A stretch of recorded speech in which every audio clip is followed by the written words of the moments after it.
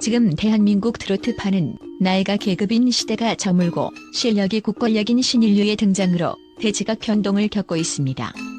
400년 차 합산 경력의 마녀 심사단이 눈을 부릅뜨고 지키는 현역가왕이의 예선 무대, 이곳에서 10대 소녀들이 보여준 기세는 단순한 신동 열풍을 넘어선 일종의 문화적 쇼크에 가깝습니다.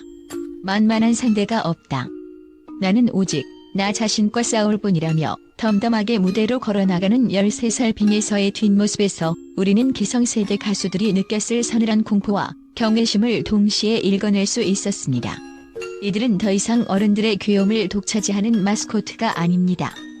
무대 위에서는 누구보다 잔혹하게 감성을 파고들고 무대 아래서는 영악할 정도로 철저하게 자신을 통제하는 이 여린 괴물들이 과연 최종 칠터키리라이라는 왕좌에 앉을 수 있을지 그 파괴적인 영향력의 근원을 5가지 핵심 분석으로 짚어봅니다.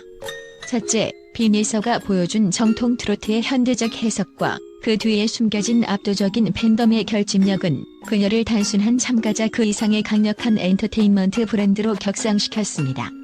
빙예서는 2년 차 현역이라는 짧은 구력에도 불구하고 각종 동영상 플랫폼에서 수백만 뷰를 기록하는 조회수 여왕으로서의 위상을 공고히 하고 있습니다. 이는 단순한 호기심을 넘어 실질적인 유료 투표와 강력한 서포트를 수행할 수 있는 거대 팬덤의 조직적 지지를 의미합니다. 이번 예선에서 그녀가 선택한 나훈아의 연정은 전설적인 가수의 숨소리 하나까지 복제해야 하는 고난도의 곡임에도 불구하고 빙예서는 기성 가수들조차 기피하는 특유의 완급 조절과 섬세한 감정의 결을 완벽히 구현해냈습니다.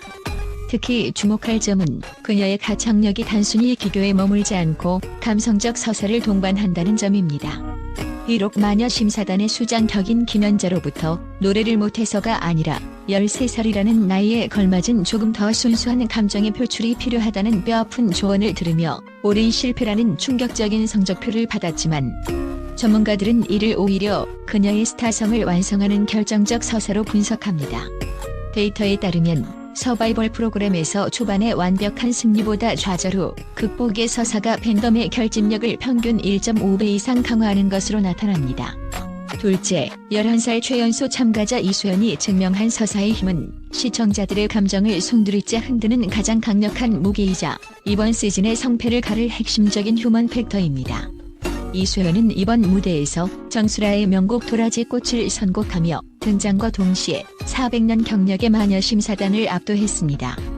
그녀가 이 곡을 선택한 배경에는 7살이라는 어린 나이의 아버지를 여인 깊은 상실의 아픔이 자리 잡고 있습니다. 아버지가 돌아가신 후내 가슴에는 보랏빛 멍이 들었다는 이수연의 고백은 가사 속 비유를 자신의 삶 그 자체로 치환시켰습니다. 현대 엔터테인먼트 시장에서 스토리텔링은 가창력을 뛰어넘는 몰입감을 선사합니다. 까다로운 최진희 심사위원이 손녀 삼고 싶다며 눈물을 흘린 대목은 이수연의 정서적 전염력이 전 세대를 아우르는 파괴력을 지녔음을 증명합니다. 11살의 나이가 주는 갭 차이는 대중이 스타에게 느끼는 가장 강력한 매력 포인트이며 그녀는 감성의 여백을 활용할 줄 아는 완성형 보컬로서 칠터키리라의 가장 유력한 복병입니다.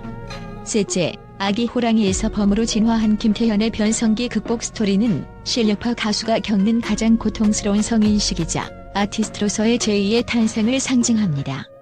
5년 차 현역인 김태현은 변성기라는 신체적 변화로 인해 가수를 그만둬야 하나 고민했을 정도로 심각한 슬럼프를 겪었음을 고백했습니다.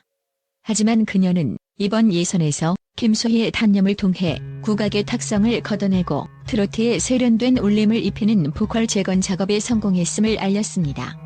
주현미 심사위원의 조언처럼 국악의 뿌리를 유지하면서도 현대적 트로트 감성을 융합한 그녀의 목소리는 한일 가왕전과 같은 글로벌 무대에서도 독보적인 경쟁력을 가집니다. 위기를 정면 돌파하며 보여준 김태현의 드라마틱한 성장 서사는 시청자들에게 강력한 신뢰를 주었으며 이는 견고한 팬덤 확장으로 이어져 우승컵을 장조준하는 동력이 되고 있습니다. 넷째, 특히 빙예서, 이수연, 김태현이 주도하는 주체적인 라이벌 의식은 기존 오디션의 수직적 권위 구조를 파괴하며 트로트 산업의 세대 교체를 알리는 거대한 헤일로 작용하고 있습니다. 과거 오디션에서 신동들이 성인 가수의 무대를 보조하는 마스코트에 그쳤던 것과 달리 이들은 기성 가수들을 직접적인 경쟁 상대이자 사냥의 대상으로 정의하는 포식자의 면모를 유감없이 발휘합니다. 언니들을 다 이기고 가왕이 되겠다는 포부는 단순한 치기가 아닙니다. 미디어 분석 자료에 따르면 이들 디지털 네이티브 트로트 세대는 유튜브와 틱톡 등 숏폼 플랫폼을 통해 전 세계의 음악적 트렌드를 실시간으로 흡수하며 자신의 무대가 대중에게 어떻게 소비될지를 본능적으로 파악하는 전략적 두뇌를 갖추고 있습니다. 실제로 방송 직후 SNS에서 이들의 리액션이나 짧은 클립이 재생산되는 속도는 기성 가수들보다 3.5배 이상 빠르며 이는 시청률 급등으로 이어지는 흥행 보증 수표가 됩니다. 이러한 주체적 라이벌리는 기존 현역 가수들에게는 생존을 위협하는 거대한 심리적 장벽이 되며 대중에게는 트로트라는 장르의 생명력을 수십 년 연장하는 혁신적인 충격으로 다가오고 있습니다. 마지막으로 결국 빈에서 이수현, 김태현 중 누가 칠터키리라에 진입할 것인가? 라는 질문에 대한 엔터테인먼트 저널리즘의 최종 답변은 이들은 이미 순위 경쟁의 의미를 상쇄할 만큼 트로트 산업의 판도를 깨버린 주역들이라는 사실로 귀결됩니다. 10대 트리오가 보여준 화제성은 단순히 어린 나이에 기인한 것이 아니라 그들이 가진 4가지 핵심 역량, 독보적 실력, 입체적 서사, 조직적 팬덤, 미래지향적 태도, 이 결합하여 만들어낸 엔터테인먼트의 종아이기 때문입니다. 신뢰할 수 있는 업계 관계자들과 평론가들의 제언에 따르면 이들의 등장은 향후 10년 이상 대한민국 트로트 시장을 지탱할 강력한 엔진이자 기성 가수들에게는 뼈아픈 자기 성찰을 요구하는 혁신의 촉매제가 될 것입니다. 특히 이들의 무대 위에서 보여준 강철 멘탈은 단순한 인내심의 산물이 아닙니다. 이는 자신의 결핍과 한계를 음악적 실력으로 정면 돌파하겠다는 강력한 아티스트적 자의식의 발로입니다.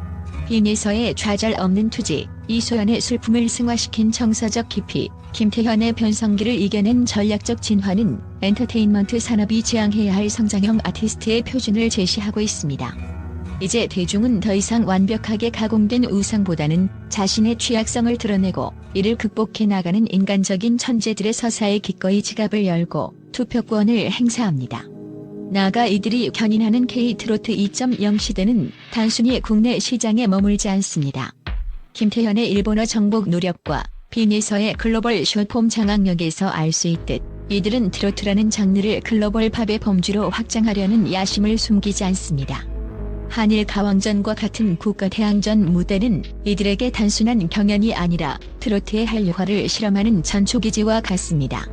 업계 데이터 분석에 따르면 10대 트리오의 해외 조회수 비중은 시즌 1 대비 약 40% 이상 증가했으며 이는 일본을 포함한 아시아 시장에서의 수익성 확보 가능성을 강력하게 시사합니다. 대한민국 트로트의 지형도를 송두리째 바꾸고 있는 20대 소녀들 중 누가 최종 칠터키리라의 왕좌에 오르든 그것은 단순한 오디션 프로그램의 결말이 아닙니다. 그것은 기성세대와 MZ세대가 음악으로 소통하는 새로운 문화적 플랫폼의 구축이며 전 세계로 뻗어나갈 트로트의 화려한 개막을 알리는 가장 충격적이고도 매혹적인 신호탄이 될 것입니다. 저널리스트의 관점에서 볼 때 우리는 지금 단순한 신동 열풍이 아닌 한국 대중음악사의 한 페이지가 위대하게 넘어가는 역사적 현장을 목격하고 있습니다.